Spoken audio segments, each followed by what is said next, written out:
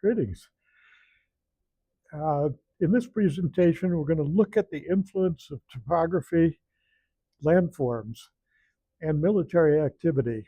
Uh, it's specifically about Harper's Ferry, so it would fit in the American history class, but it is a general geographic principle that also applies in places like Afghanistan or Serbia or West Africa.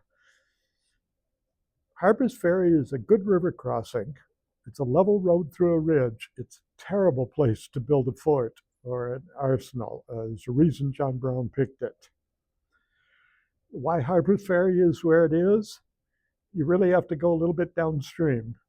This is the Potomac River in Washington, D.C. You happen to notice the Capitol and the Washington Monument in the background there. The river here is deep with a very soft and a very muddy bottom. Even today, there's only 8 bridges across it, and 4 of them are very recent ones, built for the interstate highway system. And George Washington never threw a silver dollar across the Potomac here.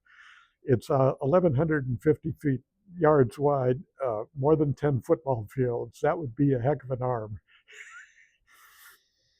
A short distance upstream, the Potomac River goes over some hard rocks at a place called Great Falls, part of the fall zone.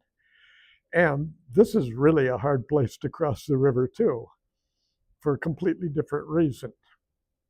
Still farther upstream, it's muddy, and then you hit an area where it is shallow, and it's really quite easy to cross here. And starting, it was really in the 1861, a guy named Harper ran a business here. The business was very simple. For a fee, he would hitch a long rope to your wagon and pull it across the river for you. It's originally called Harper's Ferry. Now it's still called Harper's Ferry. The wiggly blue lines on the detailed map show the shallow areas in the rivers near that town. The brown lines on the rest of the map are contour lines. Each one of them indicates a specific elevation on the hillside, and they're like stairs. If the lines are close together, the slope is really steep. And you can see that's a really steep where I've got that arrow pointed. The handout at the website that we'll show you later has got definitions and a detailed explanation of contour lines if you need to explain them to your students. If we look at an older map, one that was made during the time of the Civil War, that shows a big area, you can see that Harper's Ferry is located where the Potomac River cuts through a long and very steep ridge. There's actually a pair of ridges there, and then the river goes through, and Harper's Ferry is located where the Potomac and the Shenandoah River come together. Those are 2 names that resonate throughout American history.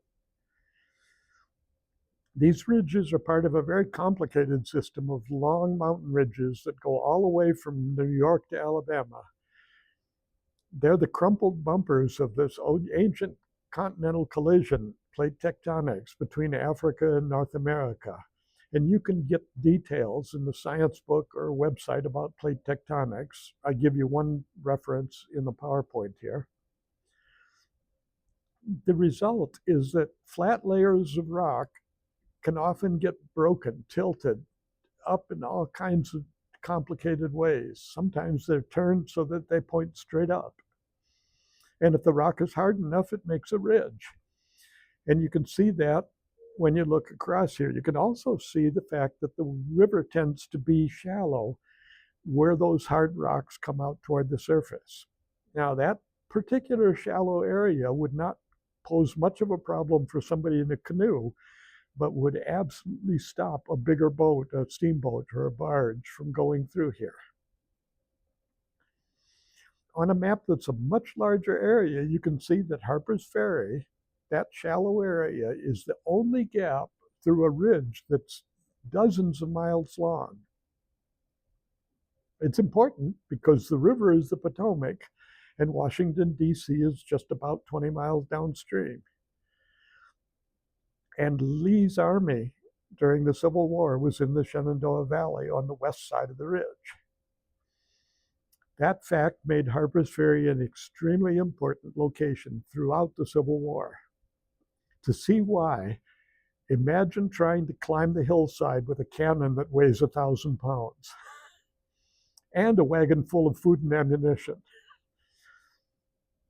And if you're saying that's impossible, yeah, that's impossible.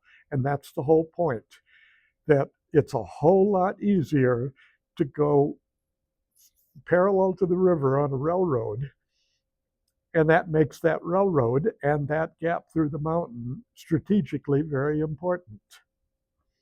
The handout map and the student activity that we've got on the website makes it very easy to see the land around the town. It also raises a messy question. That mountain gap at Harper's Ferry is an awfully important transportation connection, but is it possible to defend this town? I mean, the town is surrounded by high hills. There are trails that let you walk up onto the mountaintop if you want to. You know, you can carry a rifle up there. You can look down and you can see the shallow water that made it great for crossing over here.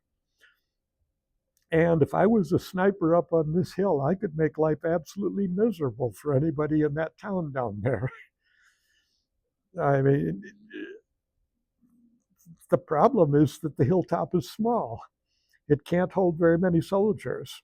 And you know that they're too steep to climb with cannons and wagons and things like that. But other soldiers could easily sneak up if I was a sniper up there, you know, and they could take me out. So the sniper perch isn't very good. You can't put cannons up there. As one Civil War soldier wrote, General Jackson and General Hill told me personally they'd rather take Harper's Ferry 40 times than try to defend it once. I mean, it's not very defensible. It changed hands 8 times during the Civil War. Most of the battles, however, actually took place on the flat land next to the ridge, not right at Harper's Ferry. I mean, here's 2 very famous names, Sharpsburg and Antietam. Antietam was the site of the deadliest single battle in American history. And if we back up a little bit more and look at the next best place to cross the mountains, P.S., this map was made in 1862, and you can download it. We put it on the website there. Washington, D.C. is located there. There's this long ridge that you can't move your cannons over. There's Harper's Ferry.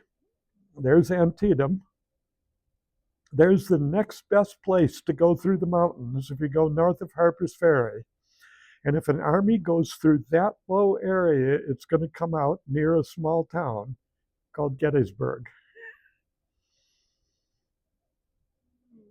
Conclusion: Harper's Ferry and Gettysburg are located in an important gap through a very long and very steep ridge. If the Confederate Army was able to move its cannons and supplies through either one of these strategic gaps, Washington, D.C. and Philadelphia weren't very far downstream. Unfortunately, the high hills also made it almost impossible to defend either gap directly, and so you would have to fight your battles someplace else. And a whole lot of Civil War battles were fought in similar kinds of places: Chickamauga, Chattanooga, Roanoke. Even Vicksburg was that way, with Vicksburg being where the Mississippi River cut through a little bit of a high ridge where the town is located. Chattanooga is near the gap where the Tennessee River cuts through Lookout Mountain. A long road, however, made it possible to move some cannons to the top of that mountain. But the mountain was still small and hard to defend because you just couldn't put very many soldiers up on there. And 4 months after Gettysburg, Union soldiers finally pushed the Confederates off the mountain, taking more than 1,000 prisoners. Today, with helicopters, rockets, drones, places like Harper's Ferry, Gettysburg, and Chattanooga wouldn't be nearly as important in deciding the outcome of a battle. Oh, they're not unimportant, though. Kabul, Afghanistan has a location that is almost identical to Harper's Ferry in the gap between where a river goes through a key mountain range. Like we said, this presentation, printable maps, several student activities can be downloaded from the Giants website for 8th grade American history. Thank you.